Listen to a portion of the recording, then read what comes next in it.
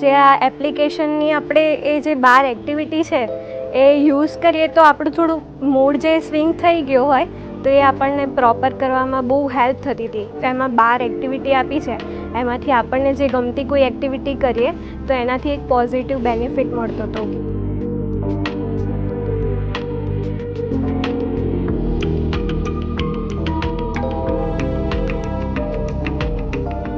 સારો રહ્યો. વચ્ચે ઘણી બધી બહુ તકલીફ આવી. હું એઝ અ ડૉક્ટર છું એટલે મને પ્રેગ્નન્સીના સાઇન સિમ્ટમ્સ બધું ખ્યાલ જ હોય, અને જ્યારે પેશન્ટ સાથે એ લોકોને કન્વિન્સ કરવાના હોય કે બધું આમ થઈ જાય, કશું અઘરું નથી એમ, પણ જ્યારે મારા ઉપર પોતાના ઉપર આવ્યું ત્યારે એવું લાગ્યું કે ખરેખર એ ટફ વસ્તુ તો છે. હું પહેલાં એવું માનતી હતી કે નોઝિયા વોમિટિંગ તો ચલો કોમન છે, એક દવા કે ઇન્જેક્શન લઈએ તો ઇટ્સ સોલ્વ થઈ જાય એમ, અને પેશન્ટને પણ એવી રીતે સમજાવું ને બધી રીતે.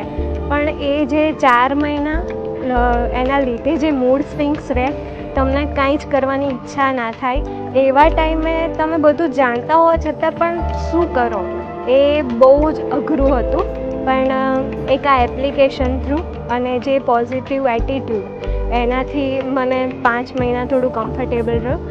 જે આ એપ્લિકેશનની આપણે જે 12 એક્ટિવિટી છે એ યુઝ કરીએ તો આપણું થોડું મૂડ જે સ્વિંગ થઈ ગયો હોય તો એ આપણને પ્રોપર કરવામાં બહુ હેલ્પ થતી હતી. એમાં 12 એક્ટિવિટી આપી છે, એમાંથી આપણને જે ગમતી કોઈ એક્ટિવિટી કરીએ તો એનાથી એક પોઝિટિવ બેનિફિટ મળતો હતો કે ના, સારી વસ્તુ છે.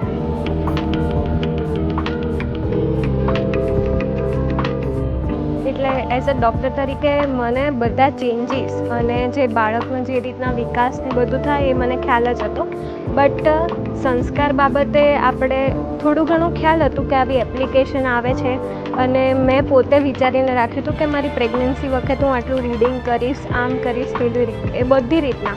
પણ જ્યારે ટાઈમ આવે છે ને ત્યારે થતું નથી.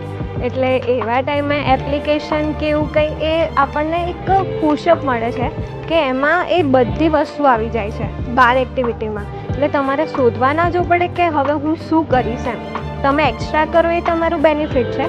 12 એક્ટિવિટી કરતાં વાર નથી લાગતી, પણ એટલું પણ કરું ને તો પણ અંદરથી એવો સંતોષ થાય કે ના, મેં એના માટે કાંઈક તો કર્યું છે. એટલે એ એક બહુ પોઝિટિવ બેનિફિટ રહેતો.